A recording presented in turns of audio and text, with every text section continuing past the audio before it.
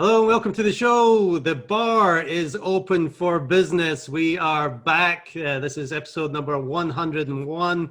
I'm your host, Neil Howe, and I'm here together with Craig Williams. Welcome, Craig. How's it going, buddy?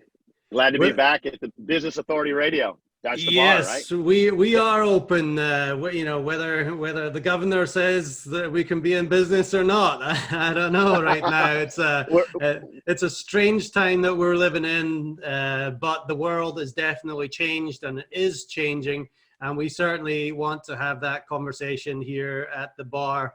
What do you see? Obviously, we've got this global pandemic with the coronavirus and the COVID-19 scare. What do you see, Craig, happening?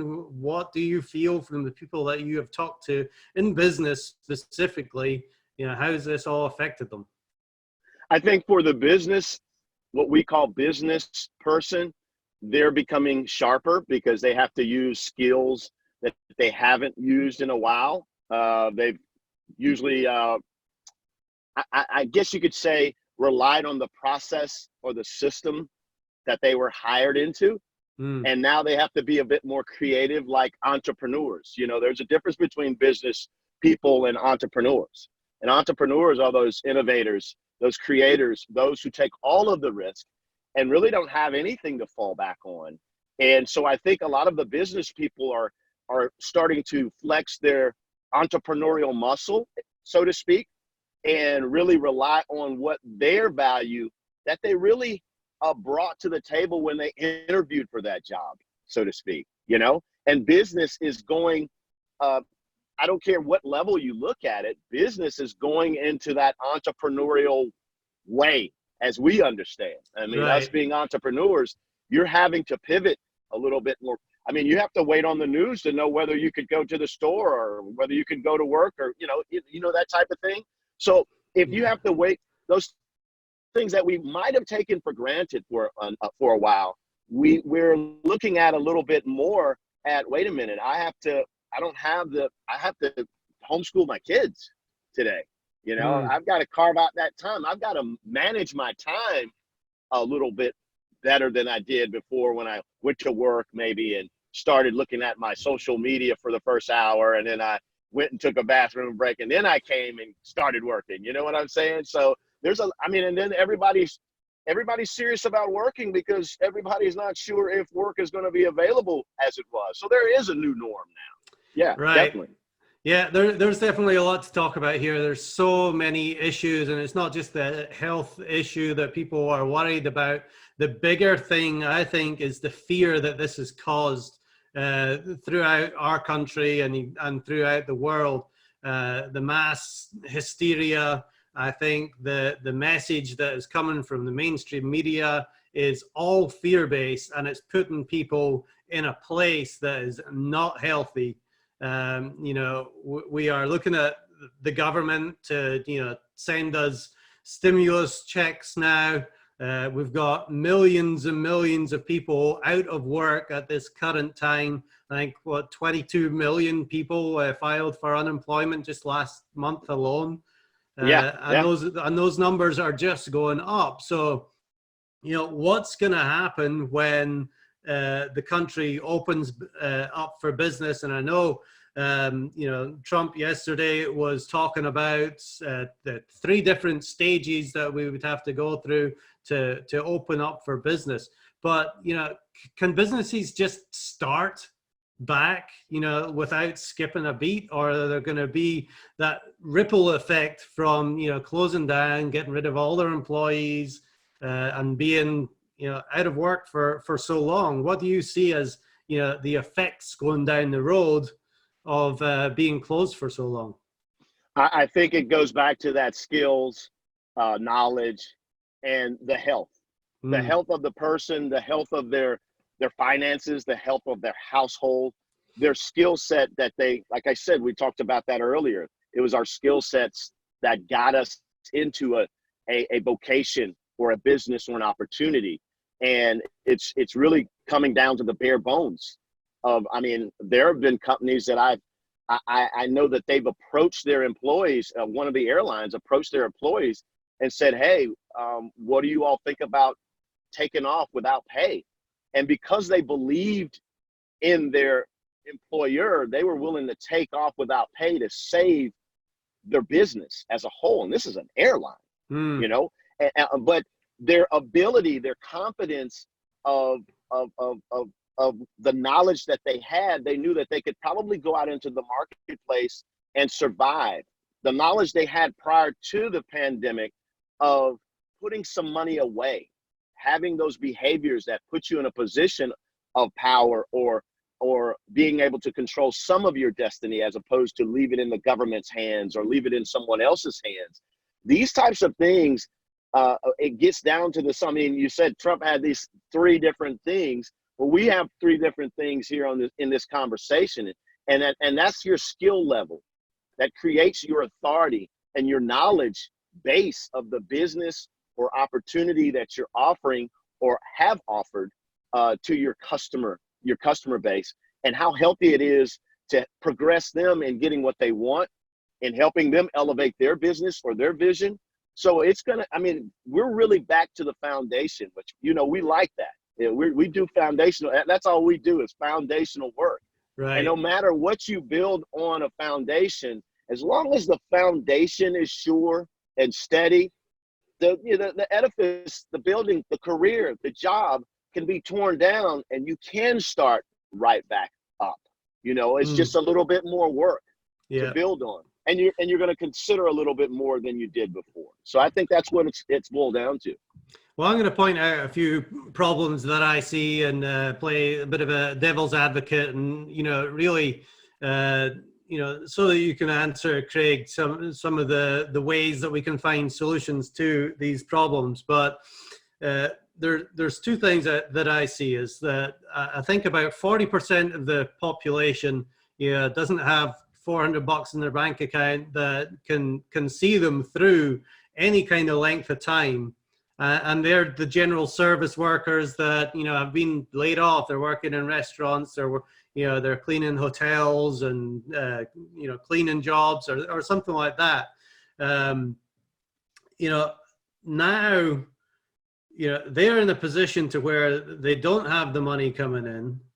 They are really struggling, and the government is sending them a little bit of money.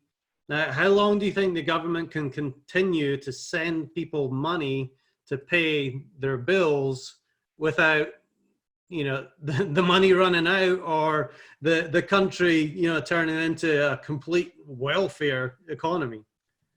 Well, I mean, we know of, we work from, our government works from a deficit. They just have the luxury of calling the Federal Reserve and say, hey, we need you to print some more money.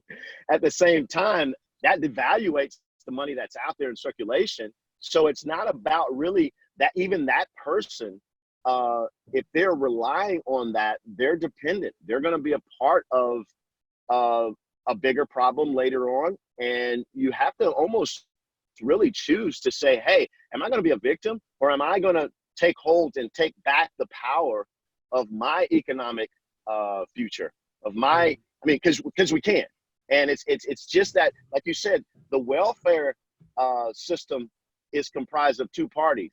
One who is creating it for dependents to hop on, and the other is not victims, but individuals who choose to be the dependent as opposed to being independent. And none of us work as an island. We're all humanity. And all of us have a circle of influence. All of us have family. All of us have some friends. We have somewhere that we could go and share value, because that's what we were doing before this. And, it may come out to be a different, more creative or innovative type of way. If I have to go over here and help my neighbor do something that helps them further, and they remember me and consider me in whatever they're moving forward in, if there's an opportunity here and I share this, it's gonna take a collective. It takes a collective when you have the government and you have the dependents. There's a collective. You have to kind of create what you want the future to be. We've already been through times where there was a welfare, the Great Depression, and people out of work.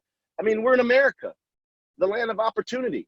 Are we going to buy into that, or are we going to go back to, creating an old history that didn't work before, i.e. dependency on the government, dependency on some type of welfare